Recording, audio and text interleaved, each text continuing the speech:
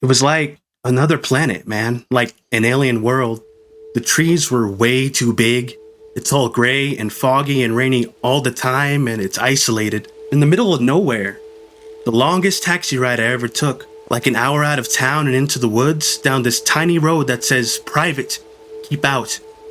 Then suddenly it opens up and I'm looking at a wall and a gate, and on one side is a man with a wolf head, and on the other side this guy with horns, and to me, at the time, he looks like the fucking devil, dude. The devil was outside the gate? What was that? They were just statues, but in my mind, 15-year-old me just coming out of the forest, for a split second I'm like, oh shit, it's a wolfman and the actual devil. What actually were they statues of then? I think like Greek gods or Roman or Egyptian or something. My uncle was a professor. He had statues and shit like that everywhere. But that was my first view of his place, and I'm like, Wolfman, Satan, middle of nowhere. Cool, I guess this is where I live now. From Folk Process, we are Keeping the Bones, the podcast that reimagines and remixes classic weird tales and horror fiction into stories set today. I am your host, Jesse Keller. If you're enjoying our show, please follow and subscribe wherever you're listening to this, and help get the word out by sharing however you can. All right, on with the show. Our inspiration for today's episode is Lost Hearts by M.R. James.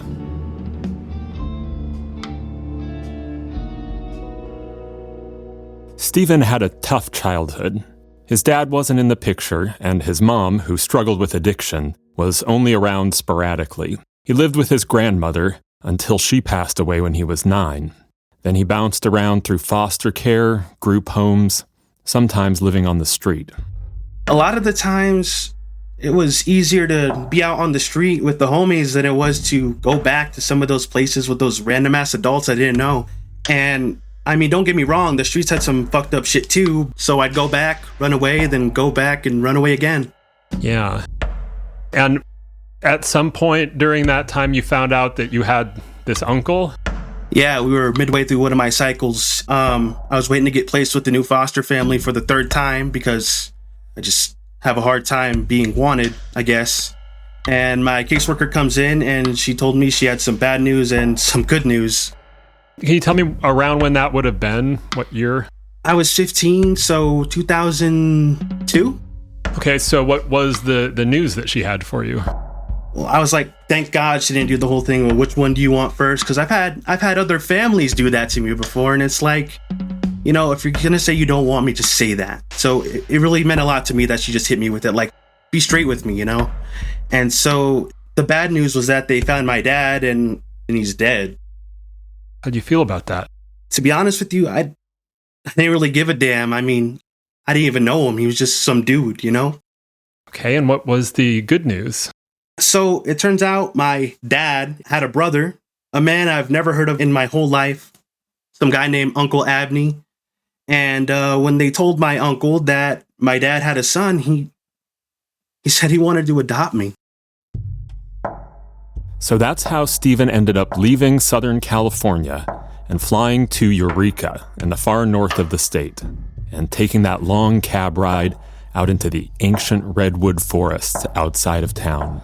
So the taxi pulls up and they buzz us in, and I've never seen a gate like that I didn't have to hop over before, you know what I mean? And there's this huge old mansion in the middle of a giant yard with the wall around it, like a wall that me and my buddies could never hope to climb. And all around the yard, there's giant moldy tree stumps, like 20 feet across. I found out that my dad was loaded, like my dad's whole family was loaded. And they had this massive logging business that was started by some old guy in the family line way back when. And they lived in this house for like over 100 years. But now it was just my uncle Abney and I guess his housekeeper, maid, this lady, Anna. She cooked, cleaned, all that, and lived out there with my uncle. So Anna answers the door and my cab drives off. So I'm like, I guess I'm here. I just remember how quiet it was. It was nothing like living in the city with the cars and the people. It was dead quiet like I never knew before. Anna, she goes to go get my uncle so I can meet him for the first time and figure out why the hell he even wants me. Anna brought Stephen into the library. This was the sort of house that had a library. And there, sitting in a chair by the fire, was Stephen's Uncle Abney. He was like an older guy, had a big beard, crazy hair. He was like the guys we used to bully on the street, me and my friends way back when. He was a little awkward. He didn't really know how to talk to me. I don't know if it was a generational gap or what. But overall, he was cool, man. Like, he didn't creep me out, which I was definitely on the lookout for. He basically just told me, welcome, you know. And I remember him asking me over and over again how old I was. He asked me like 3 times at least. And I told him, I'm 15. I'm gonna turn 16 in September. I remember repeating it like that. Besides that, he was pretty cool. He wasn't like too bossy or anything. It was a nice change of pace. It didn't make me want to, leave right away. After Stephen met his uncle, Anna led him to the second floor, then down a long hallway, past doors and unused rooms. His bedroom was in the very back, with a window looking out over the lawn and the redwood forest beyond the wall. I'm gonna be honest with you, it creeped me the fuck out, like, for real. There was a dozen rooms when usually I'm not even used to having my own room half the time, and only 3 of us living there, and I was way in the back of the house, like all alone in this giant-ass house. Stephen's uncle didn't enroll him in school. He let Stephen know he planned to homeschool him with Anna's help. As a retired professor, Abney took a real interest in Stephen's education. The man was really big on Greek history and stuff like that, because that was his focus, his area of expertise. He had all kinds of cool shit around, like the statues for one, although they creeped me the fuck out back then. They had old coins, books, this old Roman knife he let me hold. I almost cut myself. But I liked the stories he used to tell me, all the myths and legends and stuff. He was good at that. Do you remember any of the stories, like the names, the gods, that sort of thing? Aw, man, Zeus, bro. Zeus was a pimp, first of all. Hermes, the dude with the wings on his shoes, and Dionysus, the party dude. But I don't remember that much about it now. I mean, he always kept talking about mysteries and all kinds of shit like that. And it was a long time before I realized he wasn't talking about, like, murder mysteries. He was talking about old religion, man. Like, mysteries like dudes in hoods and cults and shit like that. Stephen settled into the new routine. When Uncle Abney wasn't teaching him a Greek and Roman heavy version of homeschool, he explored the house, the grounds, and the forest beyond the wall, and sometimes accompanied Anna into town for a shopping trip or to catch a movie. I'm not gonna lie, I played a shit ton of video games, but that housekeeper lady, Anna, and I, we also hung out a whole lot. We were kind of getting tight a little bit for a minute there, and I don't know where she was from, but she had this accent, maybe like French or something like that, but I don't really remember. But I do remember just hanging with her and Uncle Abney out there. It was super different from anything I've ever experienced before, I felt safe for like the first time in a long time, until I started having all those fucked up dreams.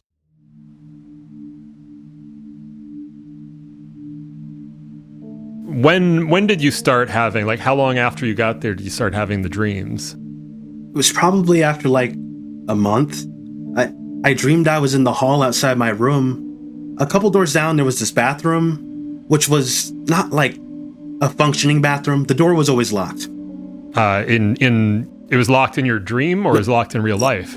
Both in my dream and in real life. I was dreaming about the real bathroom, and the door had a window in it, which would have had a curtain, except it wasn't used, so you could see right into the bathroom, toilet, bathtub, all that stuff. And in my dream, I'm looking at it, but there was someone in there sitting in it, facing me. There was someone sitting in the bathtub in your dream? Yeah, someone I didn't know sitting in it, looking at me.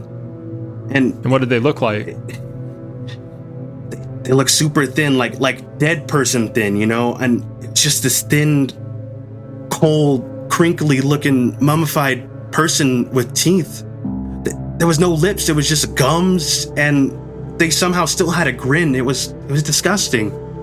And as soon as I start getting a good look at it, it fucking moved. And it turned its head at me, and I heard it go... And I'm practically shitting myself, dude. And I realized, like, I'm all of a sudden awake and I'm not dreaming. And, like, It's like I woke up right there, standing up. In your room? No, dude, I was right there in the hall, right there by that door to the bathroom. But now I'm awake instead of in the dream, and somehow, I don't know, because current me would just run back into the room and put a fucking chair under the door, but somehow I forced myself to go back and look in the window. And what was in there? Nothing. Empty bathroom. Nobody in the tub. I guess I sleepwalked there and I just dreamt it. The next morning, as he was doing his lessons, Stephen told his Uncle Abney about the dream. He seemed actually really interested in what I had to say. He pulled out his tape recorder and he asked me to repeat everything, every detail that happened in my dream. He had one of those old school tape recorder note to self things that he would talk into like all the time. I think he said he was working on a book or a research project.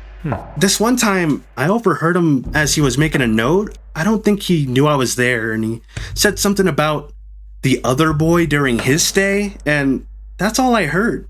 I mentioned it to Anna as we were hanging out later, and she's like, "Oh yeah, your uncle's so nice. He took in kids a few times before," and, you can only imagine how that made me feel. Anna told Stephen that Abney had taken in other homeless teenagers twice during her time working for him. There was a girl who had been hitchhiking in Eureka. She showed up around the time Anna was hired, a decade before Stephen had arrived. Anna didn't remember much about the girl, who only had stayed a couple of weeks before moving on. Did she say anything about where the girl went? Nah, she only said, "Oh, we woke up one morning and she was gone." I think she said Mr. Abney had filed a police report, but the cops were just like, "Thanks, we'll keep an eye out," and that was about it. Then, several years later, an employee of Abney's logging company had died in an accident. The employee was an undocumented man from Honduras, and he had a son who lived with him. The boy had no other family in the States, so Abney, Anna said, felt a sense of responsibility and let the undocumented boy move into the house. Yeah, Anna said that the kid stayed for a little bit, but then split after a couple months. Probably went back to his family in Honduras. That's what she told me, at least. And she also told me, "I hope you stay longer than them because she likes the company." Tell me about the equinox. I know that was an important part of this story, too. The equinox, yeah. It was in the spring after I showed up there. I didn't know what an equinox was, but my uncle was super excited about it. He kept talking about springtime and the equinox, and about how it's a time for rebirth, and that it was very important for the mysteries he would always tell me about. That was all he talked about in my homeschooling. During that time, it was all just mysteries, rites of passage, the equinox, He really wanted me to experience it for myself, so I could know what the Greeks felt back then, I guess. So he had me do what the Greeks did. He had me fast for 3 days. Wow, 3 days of fasting. That's a lot. During the daytime. No food whatsoever, only water, from morning till sunset. It fucking sucked. Then after sunset, he gave me a little wine. You had wine? Your uncle was giving you wine when you were 15. I mean, it's not like I never got drunk before. I'd been around, but it was definitely weird. And then he had a whole list that he showed me of foods I couldn't eat. No meat, no chicken, only certain kinds of fish. That's weird.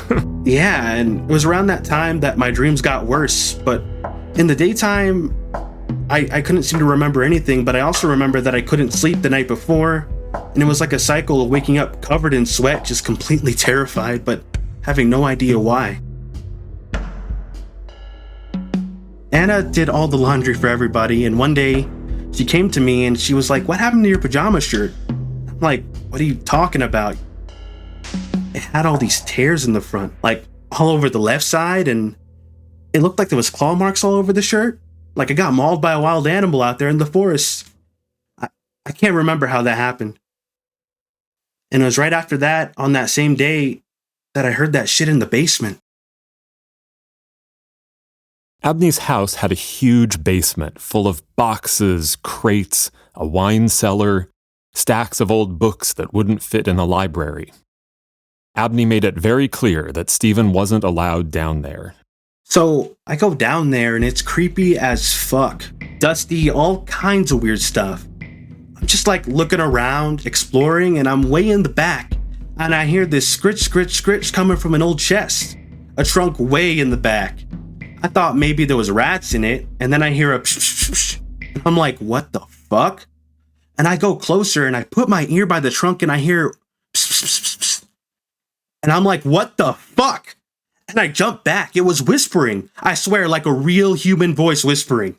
And I could almost make out words. So of course I shit myself and run out to Anna. And what did she say? She just laughed like, whispering rats, huh? She said it was probably the wind, and also, why was I in the basement anyway? Which, like, fair point, I guess.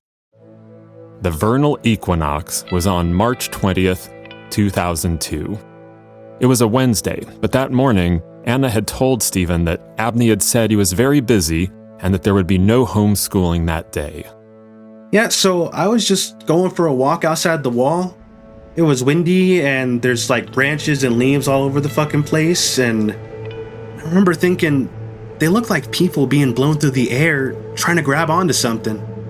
And then boom, Anna comes out and calls me into the house and she's all like, your uncle wants to talk. So I go into the library and he's like, Stephen, there's something we need to talk about your future. And I'm like, oh shit, here we go again. He got sick of me and he's gonna send me away. Another God knows how long in a home or on the street. Abney didn't tell Stephen exactly what it was, but he said that the next day was a very important deadline. There was some important task he and Stephen needed to complete by the end of the day. But Abney said he was very busy and had to work all day, so he asked Stephen to come back to the library at 11 that night. Yeah, I for sure thought it was kind of weird. He usually went to bed early, and I'm like, why do we gotta wait till 11? And I don't know. It's whatever. I said sure, because what else am I gonna say? I remember very specifically he was like, don't tell Anna, just come up at 11 and we'll get everything taken care of. I'm like, cool, I guess. Anna cooked them dinner, Abney ate in the library, working, while Stephen and Anna ate together as usual. They watched some TV before saying goodnight and heading to their rooms. Yeah, so we were hanging out. We watched a few episodes of Frasier and then headed up. On my way to the room, I passed the library and the door was cracked, and I could see Uncle Abney had a fire in the fireplace, and he had like this bowl with legs, like a metal bowl with coals from the fireplace in it. And there was this old silver cup on the table with wine in it. There was papers all over the place and books, and my uncle was by that bowl with the legs throwing something on the coals, like incense that smelled weird, something I never smelled before.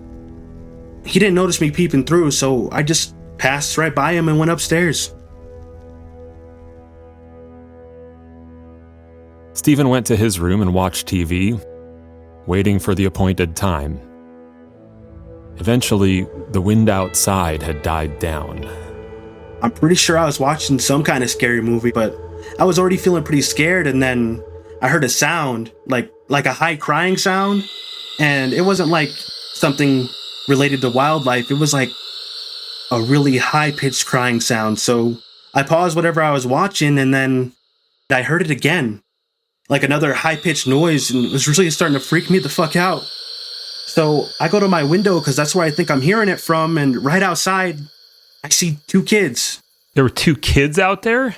Yeah, a girl and a boy, and it's a full moon. I could see them clearly. Just outside the gate, looking right up at my window. And the girl has long hair, and she's really thin and bony. Just like that thing in the bathtub from my dream. Lips pulled back, I can see her teeth. Can't forget those teeth. Grinning up at me. And she's doing the same gesture with both hands over her heart. And the boy next to her, he reaches his hands up into the air, and I could see he's got these long fingernails, like 3-4 inches at least. On his left side, there was a big black hole in his body. It's empty space. And he opens his mouth really wide, and I hear that high cry scream again. But this time, it wasn't like I heard the sound, it was like I felt it, like it went straight to my brain, bypassed my ears entirely. And before I knew it, the kids turned and ran back into the forest, and I'm just frozen there by the window. And then I look back at the clock in my room, and it goes from 10:59 to 11. You woke up in your bed and were looking at the clock? Man, I don't know if I woke up or I was awake or asleep. I don't know. It didn't seem like a dream, and I didn't feel like I woke up. But anyway, my uncle said 11 p.m., and I definitely don't feel like being in that room by that window, so I go downstairs. Stephen ran to the library and pushed on the door, but it wouldn't open. He knocked, no answer. But he could hear his Uncle Abney talking as though he were talking to someone in the room. Yeah, and he sounded just as fucking freaked out as I was. He's talking, I can't make it out, and then he screams. Just screams bloody murder, man. For whatever reason, the door finally comes unstuck and I go inside. And there he is in the chair, back to me, not moving. Just still. When the police came, they took everything in the room as evidence, including Abney's notes, the wine glass, the incense, the brazier full of coals, and a Roman knife that was on the table. They also took his little tape recorder. They questioned Stephen and Anna, but let them go. Stephen spent another few years in the system before aging out. He's had his ups and downs, but now works as a social worker and is an aspiring painter. Through the Freedom of Information Act, I managed to get a copy of Abney's tape recordings. Stephen had never heard them. So do you want to listen to it? Yeah, let's do it. We modern people may find it barbaric, but in the classic era, they knew things we've lost. Certain mystery cults had methods which I believe are grounded in science, which enable a person to absorb another being's life force. And this can grant a type of power that is recorded in the classics, but since the practice has ended, has not been seen since. The Bible says Simon Magus was able to fly through the air, become invisible, assume any shape he could imagine through the use of the soul of a boy, whom the authors of the Clementine Recognitions ridiculously say Simon murdered. Murdered. How could this peasant child's soul be more used to himself than to the great Simon Magus? In Hermes Trismegistus, we find some specific details.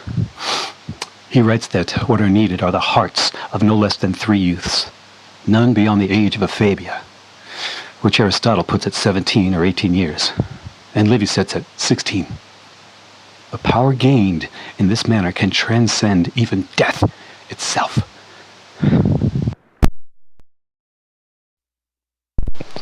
Based on my synthesis of all extant sources, the best method seems to be to remove the heart from a living subject, reduce it to ash, and, as in Trismegistus, mix with falernum wine to consume.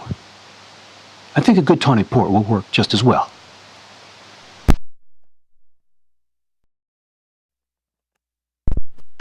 Testing this material has been my life's work. It's taken 20 years. I've had to be so cautious and use only subjects who would not be missed were they to disappear. I'm getting older and more desperate. But this boy Stephen has fallen into my lap. I can't believe my luck. Exactly the type who would run away and disappear. My brother ended up being useful for something in the end. The physical remains of the subjects have been well concealed, but their psychic remains cause me some annoyance. Though these are certainly too weak to cause any material effect, so I have nothing to fear. The equinox approaches. March 20th shall be the day. Holy shit. It's funny because that house, I thought it was the safest I'd ever been growing up. I guess he was wrong too, about that last one at least. What was he wrong about? The psychic remains weren't as weak as he thought. Could you actually describe what you saw? Like, what happened to Abney? What did you see when you actually walked into the library? Well, there was blood everywhere, all over his body.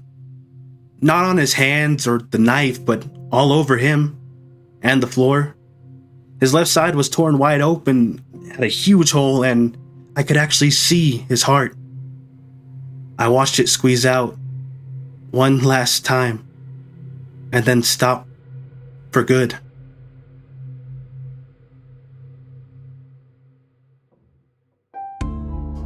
Thank you for listening to Keeping the Bones. If you enjoyed this episode, please do hit the follow or subscribe button wherever you're listening. It also really helps us reach new listeners if you give us a good rating and review. And if you really want to help us make more stories, the absolute best way to do that is to head over to patreon.com/keepingthebones and kick in whatever you can. You can also follow us on all the usual social media places. Just search for Keeping the Bones or check out our website. Today's episode was inspired by the short story Lost Hearts by M.R. James. It was produced and narrated by me, Jesse Keller, with huge production help from Abby Watt. The other voices you heard were Nate Ferguson and George Ye. Our music is by Son of Lone Cat, and the original show art for Lost Hearts, which I absolutely love, is by Dane Ashinhurst. If you haven't seen it, there are several images and you have to check them out. We have some great merch designs with Dane's art on it, and you can find links to that and to more of Dane's art in the show notes and at keepingthebones.com. We'll be back soon with another episode.